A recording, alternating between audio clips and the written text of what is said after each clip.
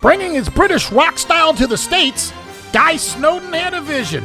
So he formed the Citizens from talented musicians made right here in the USA.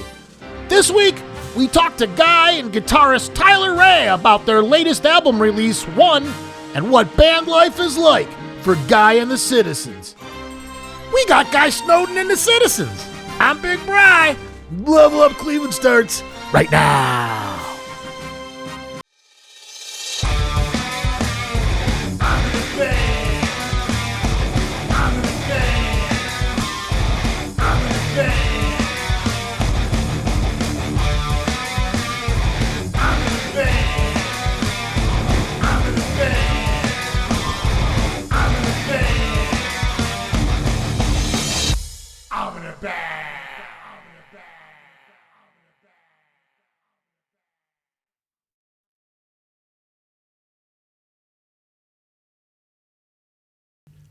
All right, everybody, and welcome back to another episode of Level Up Cleveland. And this week we have in the studio with us Guy Snowdon and the Citizens. And that means, of course, Mr. Guy Snowdon is with us. Guy plays bass, and he is the lead vocalist, and he's got his name on the band. And we also have Tyler Ray, and Tyler plays guitar. And we don't have with us today Mr. Billy Brock, the keyboard player, and Zach Lefebvre is the drummer, and he is also not with us today. But we do have Tyler and Guy with us, and thanks for coming down, guys. Appreciate it. Thanks for having us. I think everybody will notice right away that Guy has a little bit of an accent because he's not necessarily from Cleveland. No, I'm from Akron. I did notice also in the name. That's what I thought. Guy Snowdon and the Citizens. Yeah, right. So you come from Birmingham? Birmingham, England, yeah. Birmingham's a pretty popular place, especially in the music world. Big time. We had some huge names come out there. Matter of fact, right now, one of them's up for the Rock and Roll Hall of Fame, Judas Priest. Ah, okay. Yeah, so let me ask you that now. So you come over here. First of all, let me ask you the reason why you came to Cleveland in the first place. What made you pick Cleveland? Well, my wife works for a company based in Cleveland, and she got offered a promotion. And with what I do music full time. And with the wonderful world of the internet, I'm able to do it anywhere in the world. So I just thought, let's do it. Do it here? Yeah. Because the Rock Hall is here. Yeah. And like I said, Judas Priest is nominated for it right now from Birmingham, but I don't know that they're going to necessarily I think it's like the third get time. in. Yeah. And you have, like Birmingham also has the Great Black Sabbath. Yeah. Duran Duran came from there. There's a whole bunch of bands, actually, that comes from Birmingham. ELO, The Move, half of Zeppelin. Yeah, half of them. Yeah. Yeah, it's pretty wild. Yeah. So this is your hometown, right? You were born. So when do you look at, is it like that for you though? Do you look at these as like, these are the hometown bands that they just made it big? Do you feel that? Like we do here. Like we have like attachments to the bands in Cleveland here. Yeah, and the thing is, because it always,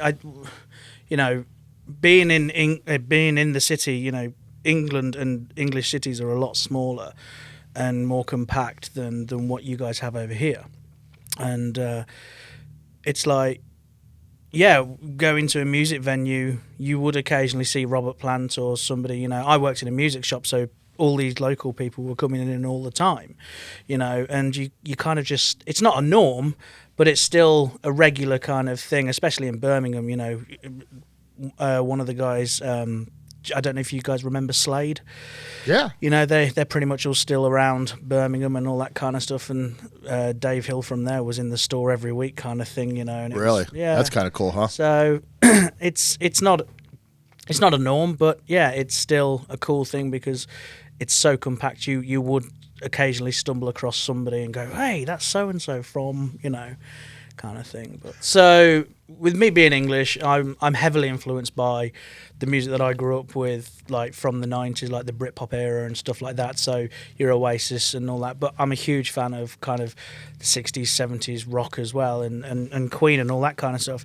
But then obviously you've got the influences that Tyler's influenced by, and Billy and Zach. So you're going to find a bit more of a transition between an English rock sound and an American rock sound. And that was kind of on the album, one thing that I wanted to make sure that we kind of got across a little bit with change. I wouldn't say changing of genres, but changing of the styles of rock that we were doing. Going from, I would say, Desert and Something on the album are pretty much very English song, and even The Runner. But before The Runner, you've got Rolling Train, which is like an American old school kind of bluesy, kind of / gospel-y, but still a rock song. You've got a huge rock solo in there kind of thing. I don't know. What do you think, Ty? Kind of. Well, you have like that huge voice that it almost is like a bluesy gospel. You can do that. You have a voice that can reach those kind of. You have a amazing voice. Thank I mean, you it very is. much. It's an amazing voice, but it's powerful. You have a very powerful voice too. I've got to be careful where I use it. All right, and Tyler, Yeah. player guitars, Yep. and I noticed that you're also sponsored by Gresh. You play Gresh guitars. And I had an endorsement for the month of November. I was the Gresh Guitar Player of the Month worldwide. Really? Yeah, so I had a featured webpage and write-up and pictures and all that. I don't know who actually reads it, but I read it twice. oh, thank you. But yeah, I had a spotlight from them for about a month. So That's kind of cool. sponsorship endorsement spot. The spotlight was cool. That was great. Yeah, I've had about 10 Gretsch guitars in the last 15 years. Just buy, sell, trade. You don't own them all currently. You're saying No. you've bought them, sold them, that kind of thing. Yeah. There's some that I wish I would have kept, but like there were 2 that I sold because of the coronavirus pandemic. Everything was kind of shut down, and I looked down in the basement, and I had 9 guitars, and I was like, okay. So I sold. I had a '64 Corvette single pickup, and I sold that. It's somewhere in England. I don't regret selling it. I miss that guitar, but I don't regret selling it. My mum bought it. That would have been nice. The one pickup kind of makes things a little bit difficult for me sometimes. But yeah, I've got 4 Gretches. I have a Rickenbacker, and I finally bought my first Gibson last year. In 20. No, I'm sorry. I bought it in 2020. I bought a 61 reissue SG in 2020. Oh. So. Does that take you back to your AC/DC influences and your Malcolm Young thing and all that stuff? You better believe it. It's funny. But more often than not, I've been doing more Derek Trucks stuff with it in the last 6 months. Oh, interesting. Yeah, I've been doing a lot more slide. Really? Yeah. Is that something that you always just did, and you're not, or are you just now bringing it to that? I tried out slide like years ago. It was like, oh, this is another thing you can do with guitar. Right. And I was like, oh, I'm no good at this. And then like 5 years ago, I picked it up again. I was like, I got a lot of spare time. I'll try and then about a year ago, 2 years ago, I started playing pedal steel because of the pandemic. I used my free time to learn how to play pedal steel. And so that kind of translated over to the guitar. I don't think I would have had as easy of a time with the slide and not having learned that kind of sidebar.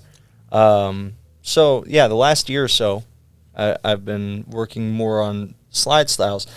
Regardless, what else did you want to know about the? Well, do you guys? What I do want to know now is, do you guys use the pedal steel on the We used it once. We did a recording for the Cleveland Verses group. Are you familiar with them? No. Okay, Cleveland Verses is a community organization that does compilation albums each year that are a tribute to a specific artist. So speaking of AC/DC, this year is AC/DC's Excellent tribute year. Now, what they do is every cover has to be reimagined. It can't be anything. Right, so it's your version. Right. Yeah. And then they take the album sales and royalties from that, and they donate to the, I believe, I'm sorry, I'm trying to look at and talk away from the Greater Cleveland Food Bank was the recipient of the donations? No, I can't remember. I think it might have been musicians who were affected by COVID. Was it? Okay. So they donate the proceeds that they get from their sales, and they work everything out with copyrights and things like that. So they keep everything legal, so nobody's right. coming after you later. Right, exactly. So, long story short, we did a cover of Bob Dylan's My Back Pages, and Guy orchestrated this epic 6-minute piece, and it's a really fantastic song.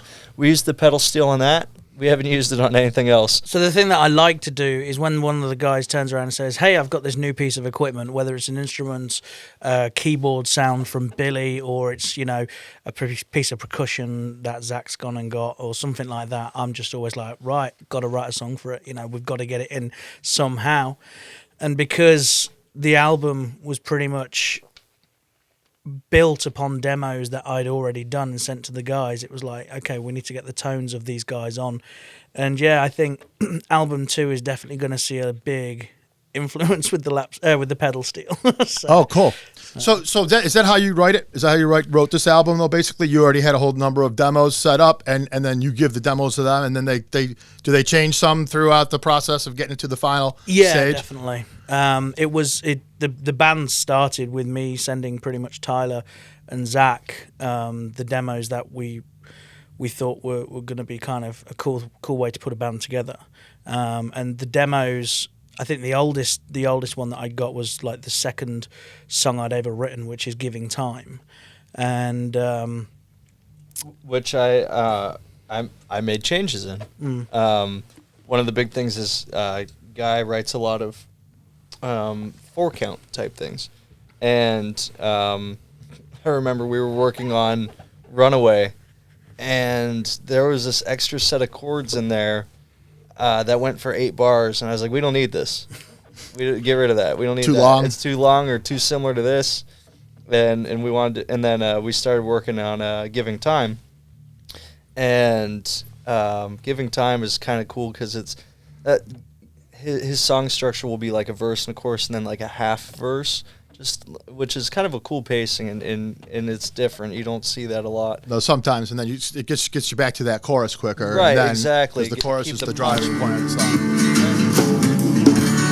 When I was older, looked down to you so you could tell me which way to go.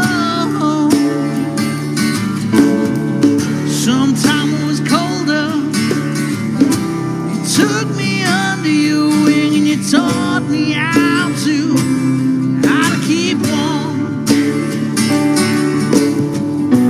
But you could only let me go.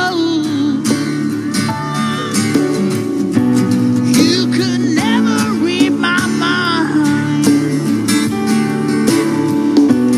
People tell me that I'm crazy by giving time.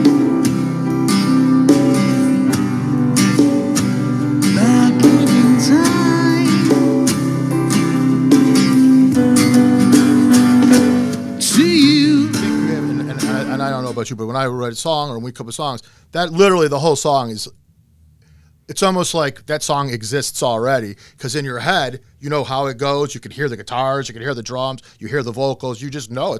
It's literally a real song to you already. Yeah. And it hasn't even fleshed out.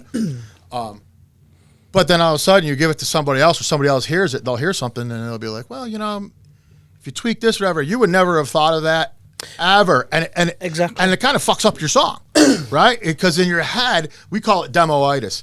Like once you have a demo created, if you don't get right into a studio and record the real version of that, and you've heard that demo a number of times, Yeah. anything that veers from that doesn't sound good to your ears at all. And I must say that was Right. quite a feat that I had to get over, because some of the songs I'd had, like as I said, Giving Time was like the second song I'd ever written, and that was probably like 10 years ago that I wrote that. So I'd got this version that I've known for 10 years, and then when we played it as a band, there was a section in there which I think I was going through guitar with you, and you were just like, why is that bit there? And I was like, I don't know. and we took it out, and it just taking it out, and it kind of took me a while to kind of get used to the fact that, okay, this is actually now working out for the better because listen to how the song sounds in comparison to what I had before. Excellent. And you learn to trust each other on this. Once a couple Not yet. successful things. Yeah, it's funny. Sometimes we're like oil and water, and then sometimes we're like flour and eggs. You know, it's Well, but the oil and water thing works for a lot of bands because, if, like I said, if you know, like you think your song is so perfect in your head, you really Right. create that in your mind until somebody else gets a hold of it and does it, and then all of a sudden, like you know, a band that's going to stay together and write good songs, that guy admits it. You know that what you do is right. The ones that don't last long are the ones where the guy's adamant on his version, and then everyone's pissed, and then they don't. well. last. And what's That's great sustained. about some days about being flour and water versus or oil and water versus like flour and eggs is like it just keeps this continuous momentum where you have that push and pull where some days we might disagree and then the next day we come around and we're like 3 steps ahead now instead of one day because we had that opposing viewpoint that caused us to think more.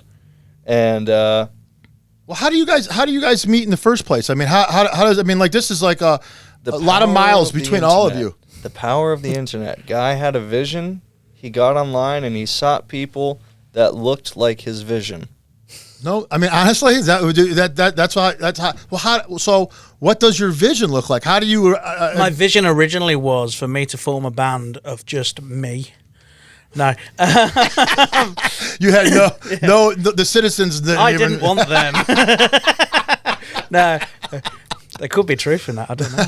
No, in all seriousness, the way the band started was actually through our manager. He heard some of our songs, some of my songs, sorry, and then he said, "I think you need to form a band and get this music out there." Were you playing like acoustic versions of this, where you were just the one man, or did you have like the drums and everything at this point? Because I've seen you do a solo thing also sometimes, yeah, right? I do. So were these songs written that way, and then you made them into or you already had the drum parts and all that? No, so the way that I write is pretty much it started when my daughter was born because I that was when kind of like my creative streak just bang, that was it. I knew that I was going to do music full time from then, and my daughter was like clockwork. She would have a 2-hour nap in the morning and a 2-hour nap in the afternoon, and if I couldn't write, record, and roughly mix a song with everything, so bass, guitar, programmed drums, because I'm not waking her up, and vocals and everything, just to get the absolute basics there. Within 2 hours, I wouldn't finish the song, and I've got so many songs that I just haven't finished because I'm just like, you just lose the creative flow. It was like 40. And but the ones that I did finish, it was like everything had to be done within 2 hours. So that's my rule. And if I can't do it all, you still have that rule. Yeah, very much so. Because the thing is, it's like you can sit in a studio all day, just trying and forcing yourself to write. And John Lennon was quoted saying, you ask me to write you a song, I can write you a song, but it's not going to be as good as a song that comes to me naturally. Exactly. So I'll always, if I go down into my basement studio, I will literally just sit there for half an hour. If nothing comes to mind, I'll just put the guitar down and be like, it's not happening today. Today's not the day. And it was those demos that David heard, and he said, form a band. So then I took him seriously. The guy's the manager of Bad Company. You've got to take him seriously. And yes, definitely. Sure. So I started, I had tried to put something together before David, but David made that comment with a group of guys, but it just really didn't work out. We got together once, but everyone was kind of, I wouldn't say an ego, but everyone had their own opinions, and it was kind of like, okay, this isn't the interest of the music, this is the interest of everybody's own individual opinion. It's funny because I've met like 4 or 5 people that were all there that night, and they all have the same story, but I've never met the one person that like was kind of responsible for that, right? Like, because you weren't responsible for that, right? No. Like, yeah, it was because even the Dropbox folder for the longest time was named Guy Ideas for so and so, And I was like, who's so-and-so? And he goes, oh, yeah, it was this, this other thing we were working on maybe. And it's funny because I've met everyone except for the one person, and they all have the same, they all say the same story. It was weird, man. Everyone just had their own opinions and own ideas, and it just didn't. It really was. And the thing was, when everyone left, I just thought, this isn't going to work. and it's funny, it didn't. And then... are you in England at the time when this is going on, or are you No, in this was America all in at the time? Cleveland Yeah. Heights. So you're already in Cleveland. Yeah. So then when obviously then I started searching for people, I asked a few guys. I knew I'd worked with Zach, the drummer, in a previous band, and I explained the situation to him. And I said, "Hey, do you want to come and just do some drums just to help us get started," kind of thing? And the one thing I said to all of the lads, because we're all in different kind of other projects, like my solo stuff and my other work, and Tyler goes off and plays with other bands, and Zach's in another band, and Billy plays with other people as well. And it's like, I don't want to sound like I'm basically saying, come and do this with me and drop everything else. And I was just like, let's just see if it works, and we'll just take it as it comes, kind of thing. And so I got Zach in, and then I started to try and find a guitarist, and I think Tyler was the first or second person that I contacted. And what did I send you? I sent you Hammer Falls or something like that. Yeah, you sent me a Facebook message. You're like, dude, I see you playing a Gretsch guitar, and I'm going to send you some demos, and here's my sales pitch on what David told me to do. And I was like, okay. Yeah, let's hang out. Cool. And what about keyboards, Billy? Oh, so we had the one guitar player, me. We had another guitar player for a minute, but a lot of us had other stuff going on, so he had other stuff that he needed to take care of, and then he had a very successful career despite the pandemic, and he's not dead. right, but yeah, but I mean, he made some great leaps and bounds for himself in that period of time, Definitely. despite. And anyways, it was just me playing the guitar, and we kept talking about like Deep Purple and stuff. And there was a girl I was seeing that we had show up to one practice just to try playing like keyboards and synthesizers. We were like, yeah, we only need the one guitar. We got to have a keyboard instead. We don't need two guitars. And because every other band I played in was with two guitars, I was like, I've been doing two guitars for 15 years. Like, let's do something And that different. can get complicated too. Right. There's an ego thing that sometimes goes along. But anyways, I got on the internet, and I was like, picture of a keyboard, picture of a keyboard, picture of a Hammond. That's cool. Picture of, and I just sent messages to people. And I told Billy, I found Billy on Facebook, and I saw a bunch of mutual friends, and I was like, hey, we're doing this British rock kind of band, and we want a keyboard player, and here's some of the stuff that we do. And he got back to me like 3 weeks later, and we just started giving him the sales pitch, and he shows up, and he turns out he's not even a keyboard player. He's a goddamn bona fide Hammond player. Oh. Like, he's a fucking Hammond, like... Got the rock. John Lord. Like, this dude... Does he got the whole thing going like this? He's got the drawbars. Yeah, he's got the drawbars. I mean, if he didn't have a rickety stand for his A100, he'd be doing the shit where he's jumping up on top of it with his feet. But that's awesome. Yeah, that's awesome. I mean, but that's awesome to have guys like that. In your band, and he plays with like Skinner cover groups, and he's been an amazing asset to Guy throughout the recording process, the production process, the business side. So he's like things. a sound guy too. Like, he's got the he's ears, a sound and he's got guy. He is. I mean, he was the general manager for Musicland for like 4 or 5 years. Musician, sound guy, producer, businessman. I mean, he just dynamics. He gets it. He's been more valuable to the band than me. I love that's funny. Yeah. Well, that's pretty honest. And now I want to talk about your drummer. Mm-hmm. So Zach, you said you played with Zach before. Yeah. And so basically that's how it was. You just carried him over. You're like Robert Plant getting John Bonham into the band type thing? It was basically, I just seemed to gel with him, and he's got the right attitude. He's a powerhouse behind the kit. You know, I call him my Ringo. He plays everything that's necessary and doesn't, you know, what doesn't need to be played doesn't need to be played kind of thing. And he's just a perfect drummer for a good, solid rock band. I think of him as Charlie Watts more than Ringo. not to argue or debate. No, let's argue. Well, fine. He's Charlie fucking Watts. He's Ringo. No. So this is a Stones Beatles debate. Not man. even This that. is like- That's what I didn't want to get into. But I mean, Zach just has a background that is very. It has. I always say it has a likeness to a lot of the classic great drummers in his pocket and his choices and perfect his meter type thing. dynamics. Well, Yeah. I mean, he's got a great dynamic. He strays away from flashiness. We were having a rehearsal last week. We were like, you know, just throw in a fill. And he was like, I don't really want to. And then he went home. Opposite of every other drummer, right? The opposite. And the thing is, we did try it with a fill, and then we tried it without, and he was right, you know. And that's the thing. His musicianship and it's an interesting one because normally because I'm a bass player. With other bands that I've been in as just a bass player and not a singer, it was always me and the drummer would kind of just sit there while the guitarists and the singer and who else was in the band would discuss, you know, all of the kind of the stuff that they're doing.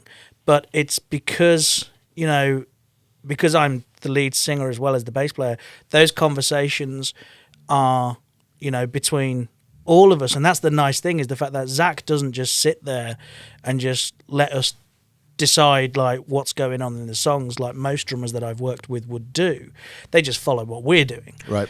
He actually gets really involved, and his opinion is a huge one, you know, because obviously if we all gel with the song, then it makes the songs come across as better.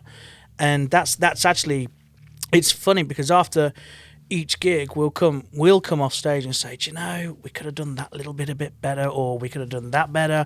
But the amount of comments we get for when we come off stage going, hey, you guys are really tight, and it's like we're criticizing ourselves. No, but that's great because Yeah. honestly, that's the only thing that keeps people, you know, when you're done all the time and going how great we are and how great you are, that's when you're going to start resting on your Oh, laurels. it's That's when you're still gonna start. really great.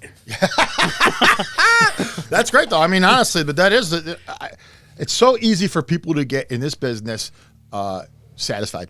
Yeah. Like they make an album and then that's it. They're so happy with their album and and they stop writing songs. You know, they rely on this one piece of work or whatever, and it happens all the time. You can't afford to. No, and if you're constantly looking to improve, if you're constantly, that means you're still hungry. That means you're still looking to get better. And what are you going to do? You're going to write another song. You're going to keep going. And that's if you don't. Whenever you stop, and you can't. When I say stop, you can't even take breaks in this business. And Once you that's have a window, you got to keep moving, man. You got to Yeah. keep going. And that's the thing. I've reached my peak of awesomeness, where I can't get any better.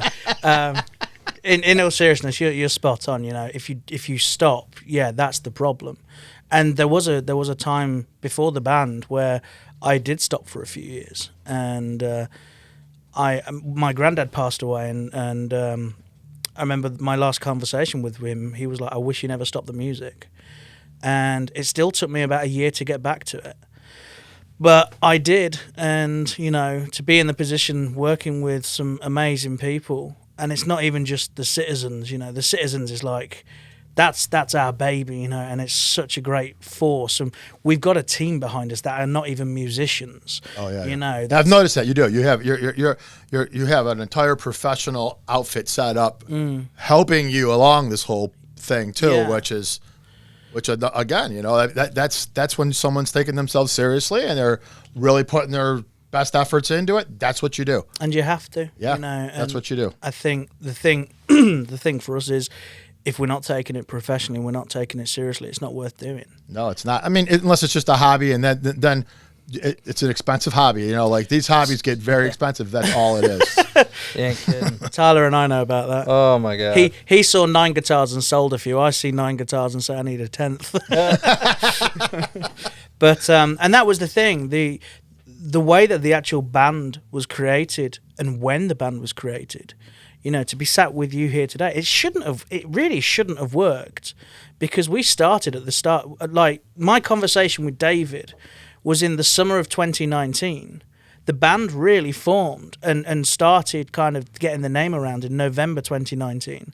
Then we had the pandemic. Right, immediately. And we just stopped. But we then started doing discussions, and we went out and did our We did our EP. Yeah. We did our EP in Zach's backyard.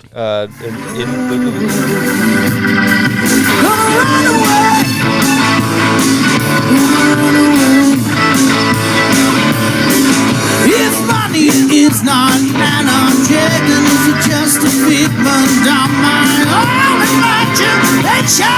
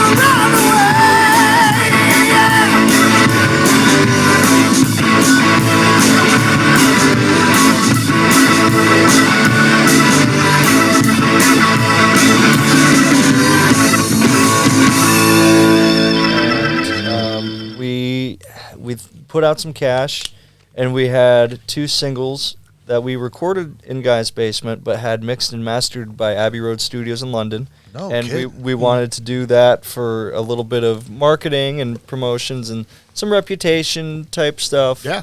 And then we did a show at the Music Box on the 4th of July. So we did the Anglo-American play a little joke on our 4th of July performance. I wanted to get my favourite English breakfast tea brand to sponsor it, but they refused. Yeah, he reached out to a couple different brands to try and get that show sponsored. Oh, really? Yeah. Are you a Holy Grail guy? I mean, are you Monty Python or? Do you know? I do like Monty Python. Yes, my humour. I'm just a dick. I'm gonna be honest. I'm sorry for swearing. Oh yeah. But yeah, That's it's terrible. like I'll go to a restaurant and they say, you know, I'll order a steak and they say, how do you want it cooked? And I say, preferably on an oven, you know. And it's And you're just trying to be funny, and people sometimes take it as that you're not trying, or are you not trying to be funny? Are you genuinely just being a dick? I don't know. That's Billy. Ask my wife. That's Yeah, Billy. Yeah. Billy's also the troublemaker. Yeah, because if Billy would say that on an oven, and he would mean it. Yeah. Right. With a straight face, Right. and like right. don't ask me stupid questions type and thing. then Right? Zach would just sit there and he'll just laugh, and he'll say, "Okay, just, you know what? I don't even want a steak at this point. Just straight to the whiskey." So when I first started looking you guys up, and if you know, basically the first thing I do is Google your name, obviously, and see what pops up. Immediately, what pops up is Crime. Well, no. No, but I hope you the didn't Channel click 8 on thing. images. The Channel 8 thing is what pops up as far as cool. images Okay, yeah. immediately. So I'd like to talk about that a little bit. I think people Yeah. would be interested to know how that. Guy pestered Margaret Dakin for 2 years. Well, the great thing was, because they did the morning acoustic-y kind of shows, and I was told by a friend of mine to get in touch with her, and this was before the Citizens, and yeah, so she said, "Look, I really like your stuff, but It's too loud. It's too loud, and we don't really have solo acts on." So then when I formed the Citizens, I thought, hey, this is what we need. So from the start of the Citizens, especially when we released Hammerfalls and Runaway, I was just pestering her. She's like, I love the music myself, but we can't have something that loud on in the morning. So, yeah, then then I just remember getting the email back saying, "Yeah, if you could do something acoustic, we'll have you on." And I was just like, "Oh my God, it's finally happening! She's saying yes." And it was the coldest day. What, did we do it in March or February? We did it in February, Yeah. and we did it outside. Like I literally done the morning show 2 weeks prior. With another band, and we just Same show. yeah, and we just did a cover. I'm sorry, not a cover. We did a little quad setup. We didn't have the full band, and we were set up in a room like 6 feet apart, and then these guys want to do it outside, and I was like, "Are you kidding me? Yeah, it's like Why?" Like. Who wanted to do it outside? The station even wanted you remember. guys to do it, or did you? No, it was our decision. Well, I say our decision. It was basically because it was the heart of the pandemic. It was one of those where we still got to take this incredibly seriously. Now we're an incredibly lucky band with the fact that Billy, Tyler, and Zach. Tyler's a cameraman as a profession At Fox 8. at Fox, and Really? Yeah. yeah, and Billy's big into production, and Zach's just a phenomenal photographer. So we knew we'd got the equipment to do a really solid job. And yeah, Billy brought down his cameras, Tyler brought down his camera. I got my wife's camera out, and I think Zach brought his down. Billy bought all of his lighting, so we backlit red, white, and blue, and it was a good evening. It was just really cold. Yeah, and it's nighttime when you guys did that, right? It was dark. Yeah. It was like 7 o'clock at night, 8 o'clock. So you guys just filmed yourselves and everything, and then sent that tape to them, and then they aired that. Or, Yeah. Oh, Yeah. Yep. I see. Yep. So we managed to run a snake from my basement studio all the way out into the backyard. Oh, they did it on. So everything was mic'd, and then Billy took the footage away. I did the audio, and yeah, it worked out. And we promoted one of our gigs that we did, The Rialto. the Rialto, which made us look even greater because it was limited capacity. It was sold out. So you're on Fox 8 and they're saying, "Hey, their show's sold out, but we're still advertising the show, so because you can watch it online." And it was like, how cool do we look right now? Yeah, so it was set up where you could watch it online live. Yeah. No kidding. Yeah, Yeah. we live streamed it on Facebook. It's pretty much something that I think we're going to try to start doing. When we did our album release, we live streamed the album performed live. We did 2 sets that night. We did Yeah. the album straight through, and then we did other songs and a couple covers. Yeah. We did like an hour long set, and then a 40-minute set. Yeah. You guys do you have a practice room, or do you guys jam at somebody's house in the basement, or? In the the basement. in the summertime, it'll be in the garage with the full PA and everything. Oh, so you just redid your whole garage to make that? No. Oh. No. You just set up in there. Yeah. Well, I guess what I'm asking though is like you guys are going to do the live thing. Are you going to do it from that space? Is that what you're talking about doing? Oh no, he means just start to stream our performance. All your shows live. Yeah, Yeah. because it's still weird, man. So the live stream thing allows us to get on a stage with a good PA, with some really good lighting, with a good name and a reputation, and then we have the people there that pay to be there, and then we have the live stream just for more exposure, and we need to have digital media content. That's what we keep getting told, is that we don't have enough digital media content. So by doing the live streams, that will up that, Yeah. and it'll be a twofold So, process. well, what stops you from now putting this new album that's coming out? When you put this album out, are you going to have a bunch of videos made for the album? And that is the way that they're doing it now. Yeah. You know, album comes out, almost every song's got a video attached to it. Well, I don't know. we're doing that with the singles. We've done again, part of our team. We've got a great guy, Jeff, who does all of our graphic design. He did the album cover. He's done our website and all that kind of stuff. All of our merch designs. We've got more merch coming soon. He's done just some amazing stuff, and we'll have some great follow-ups to the release that has been out with one. But there's just a lot of planning involved, and I think we haven't talked about it too much yet, but since the question's on the table, I think the better approach is rather than ramp up and do videos for everything, we might want to follow more of a monthly single release plan. No, that's what that is a good idea. And honestly, that's why when you said you're putting out a new album, that's becoming less and less and less of a thing that people are doing. It's a single released thing. in November. Unless there's a meeting I missed. No, no. Well, if I haven't told you yet. yeah, right. No, I mean, one was out in November. I think a good thing for us to do is to release some singles off of it, which we've talked about doing, and putting out some singles like in the next couple months and maybe a summer release.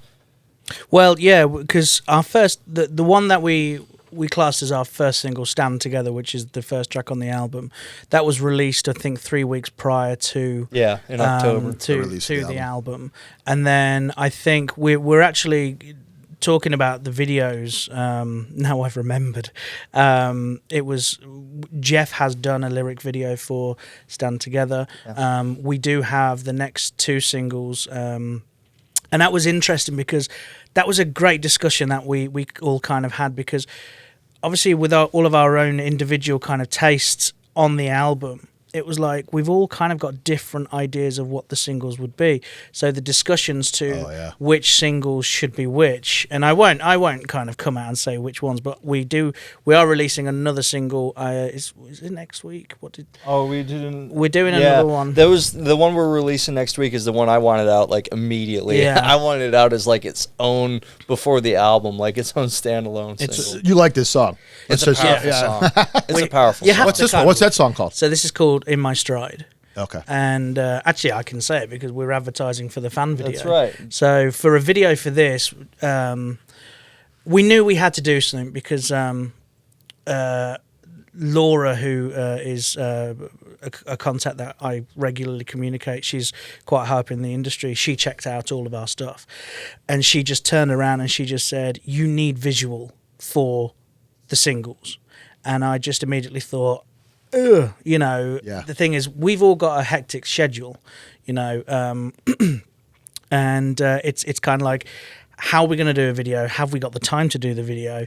And that's kind of why I think me and Zach and I, had the discussion about kind of lyric videos, and Zach was saying that he thought another song should be the single, and that's going to be our third single. That will be Desert.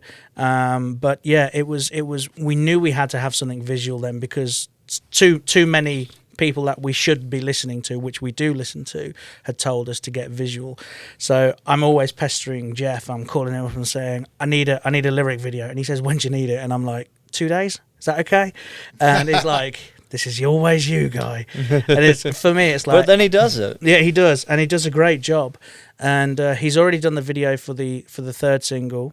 Nice. Which is going to be out in June. But with this single that we are about to release in the next week or two, we've actually put out online, we want our fans to record them singing the song.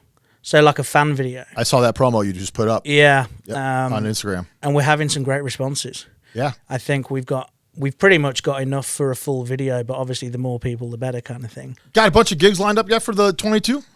2, 3. Yeah, we've got a few in the pipeline. Which we're basically, now things are opening up. We're hitting it hard to try and get hopefully something going on late spring, early summer kind of tour. You guys will be the headliner, or are you guys thinking about finding somebody to connect to and latch onto and go out there with? Or the idea is to hopefully get involved with a few larger acts. But also to try and just also, as I said earlier, because we started the pandemic, we never actually have gotten started gigging as a consistent thing. It's like we've always had kind of sporadic gigs here and there. And we're also not trying to do the local weekly thing, like once a month, once every other month. Try to make it something where it's not so often that people will come out to it and they feel like it's more exclusive and they can't miss it. We're playing the Beachland on February 18th, and we've got a date booked with the Rialto.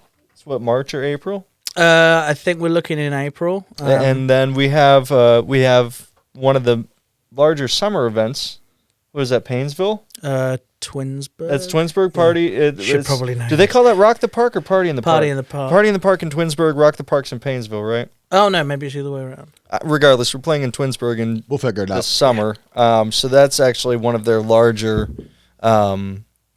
showcase events for the summer community. Yeah. Well, you know, when you're a band with our kind of equipment, you know, not every band has some little bloke with a blooming keyboard or Hammond organ that literally, if we can take it to a show and use his Hammond and a Leslie and then his other keyboards and synths, you know, that's a lot of equipment in itself. Oh, yeah. So it's making sure that a venue can take what we are.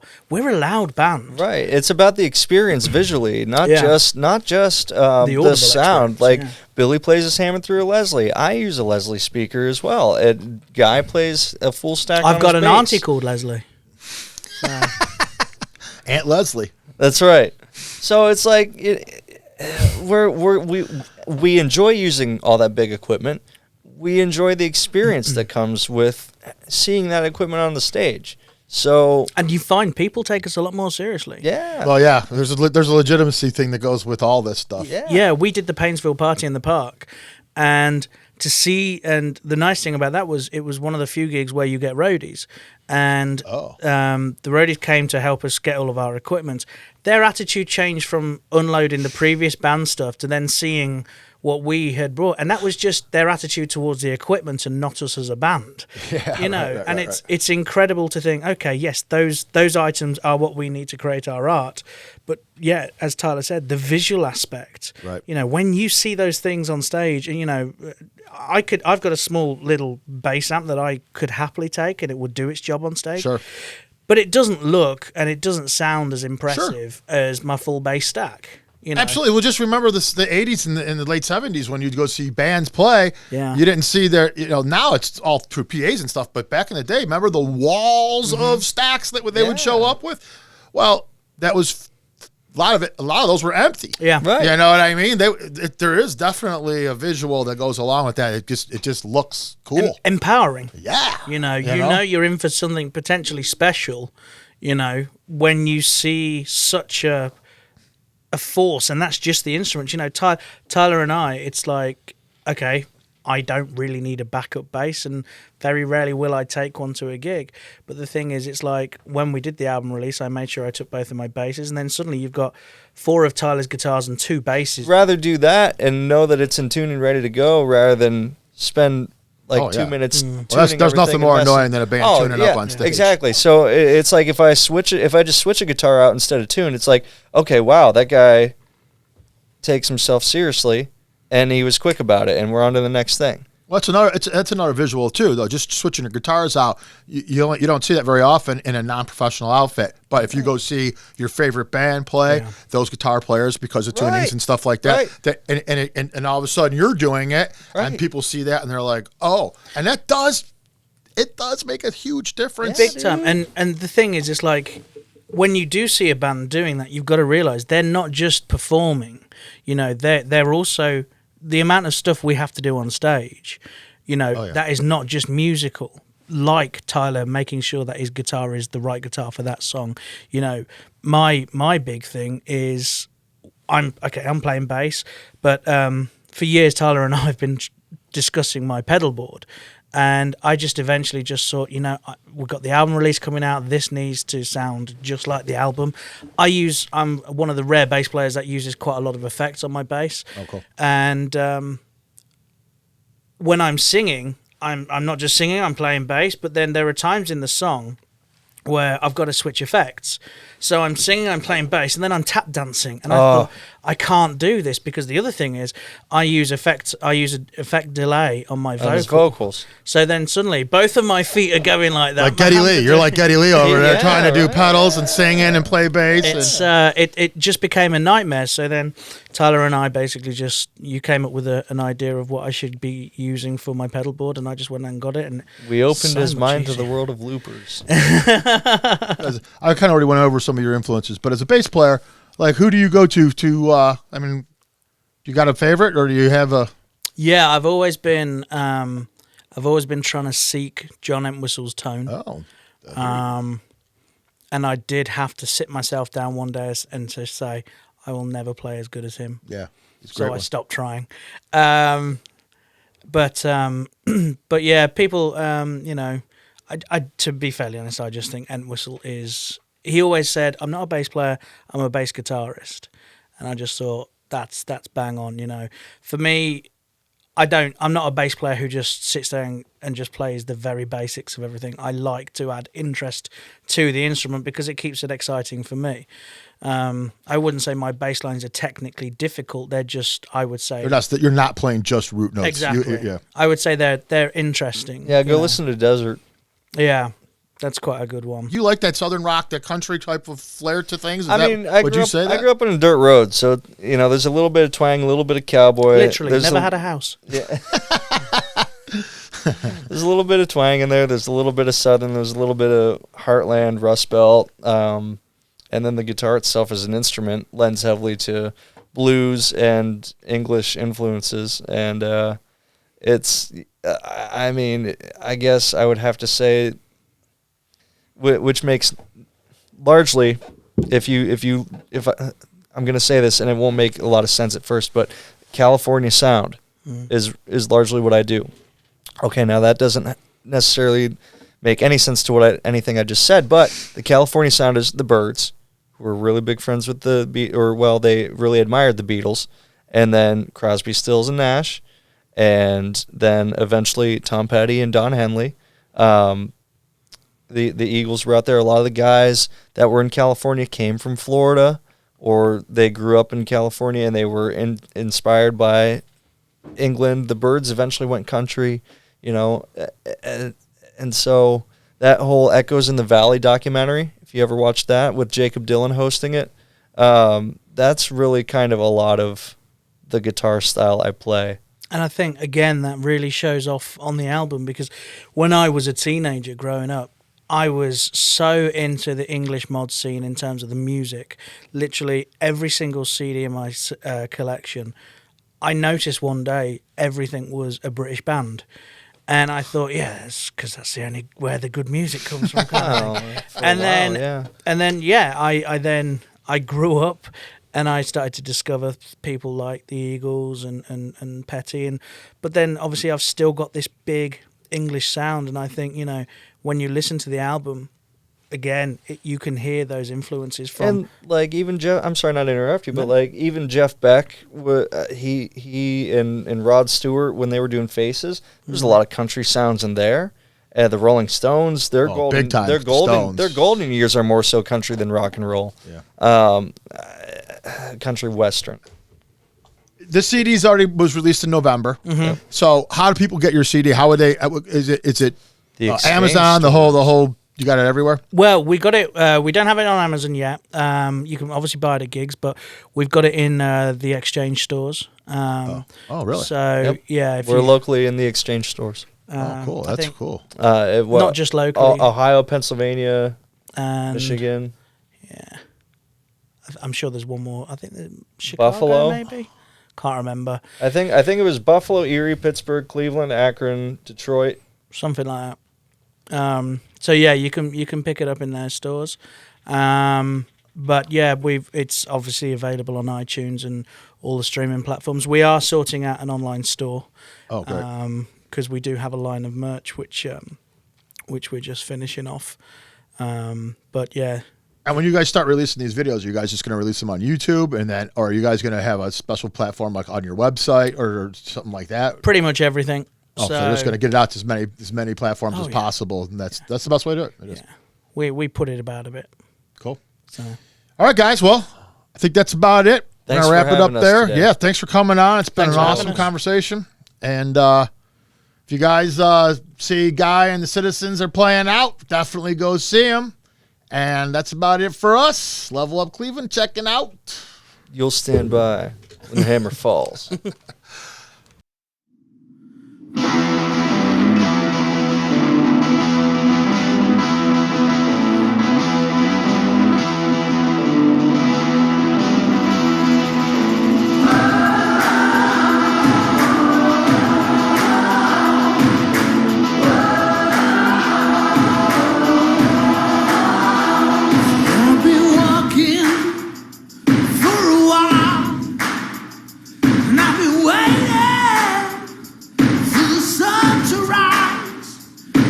you know? Half behind me is dark, yeah. And I'll tell you that I'm running from the prize, yeah.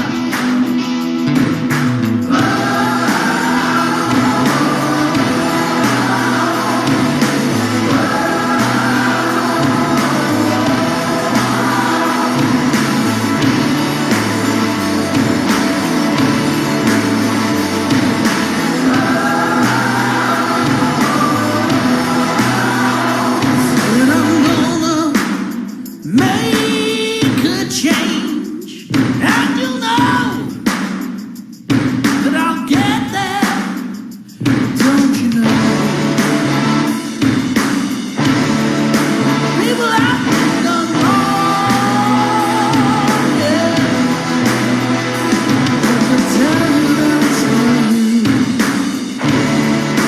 always find the line, yeah.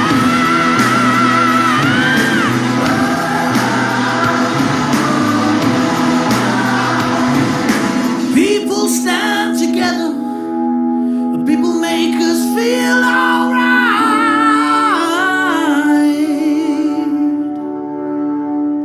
People stand together. People make us feel alright. Come on now, let me hear you sing. People stand together. People make us feel alright. Come on now, people, stand together. They feel alright. Yeah. Come on now. They feel alright. Yeah. Stand together. Yeah. People make us feel alright. They feel alright. Come on now, people. Stand together. People make us feel alright.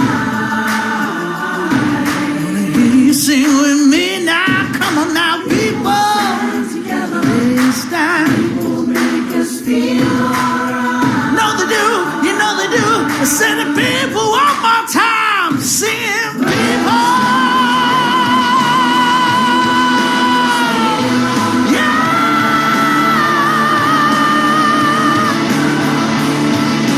People, you stand together.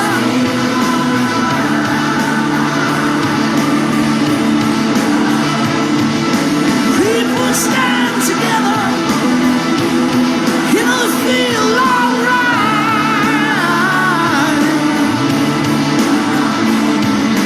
People, they feel alright. People stand together. People make us feel alright.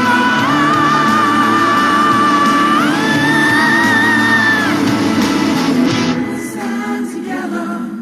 People make us feel alright.